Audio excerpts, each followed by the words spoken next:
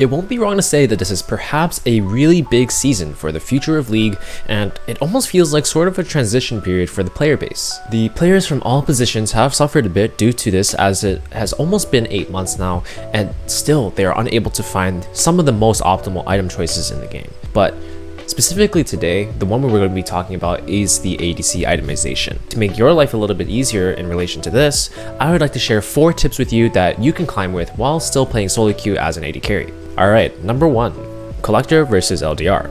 It is perhaps the most talked about topic in the current state of the game. There are so many players on both ends of this spectrum advocating for their choice of item and finding the flaws in the other's approach, but we won't be doing that here today. We will instead see both of these items for what they are and then talk about what is the most optimal choice for you to go with in your ranked games. So let's talk about the Collector first. More than half the player base always goes with the Collector as their second choice of items on champions like Aphelios, Kai'Sa, or Samira, and for good reason, honestly.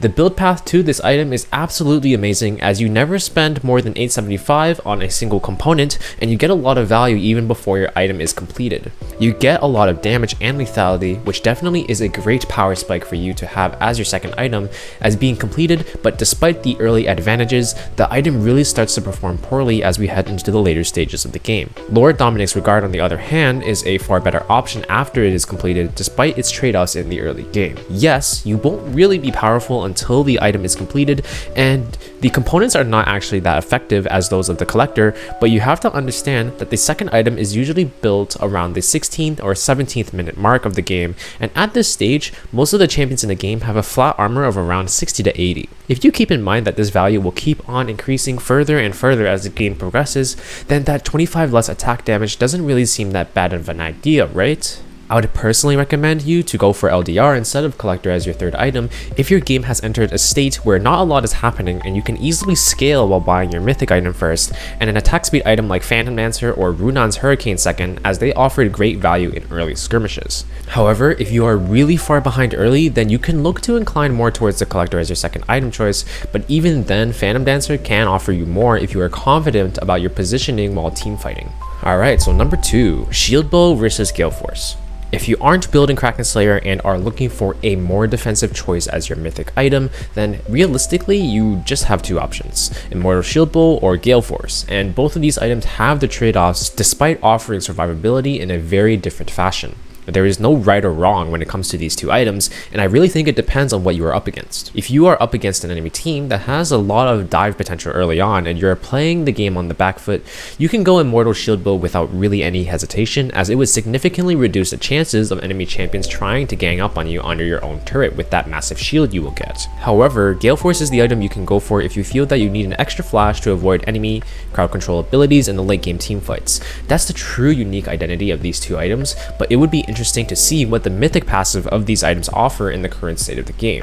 Galeforce offers you a meager 2% extra movement speed for every other legendary item completed, while Shield Bow offers you 5 extra attack damage and 50 extra health for every other legendary item completed.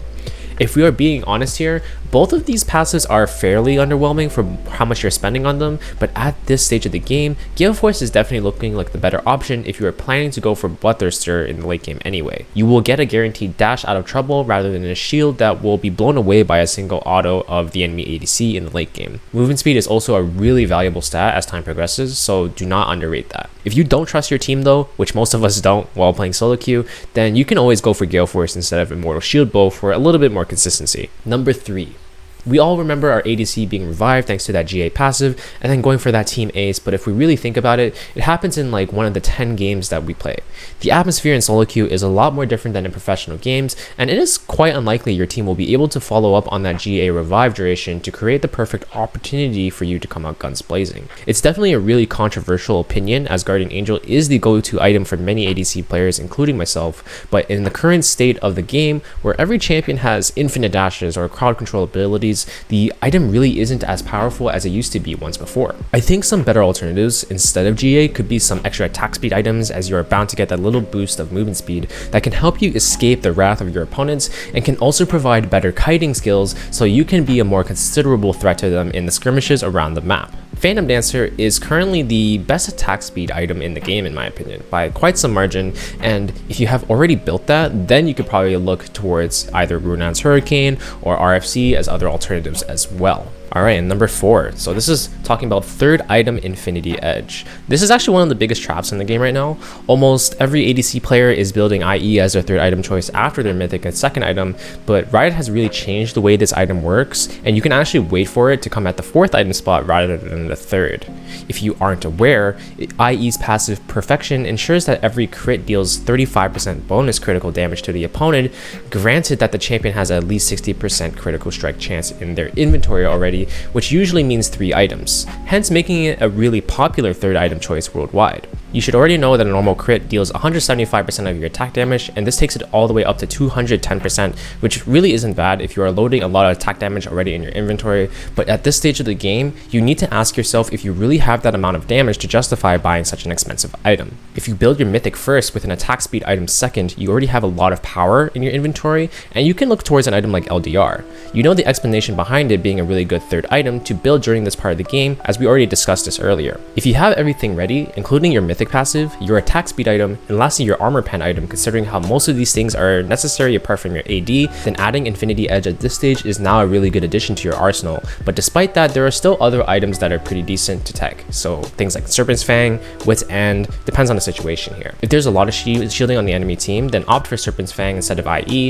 If there's a lot of magic damage, Wit's End is also a really good item here, because these items will provide a lot more than just the raw damage and can help you kind of build situationally depending from game to game, right? IE is something that players just got used to, and it's not really that necessary anymore in today's metagame especially. So these are the 4 itemization options that I think are really important for ADC right now.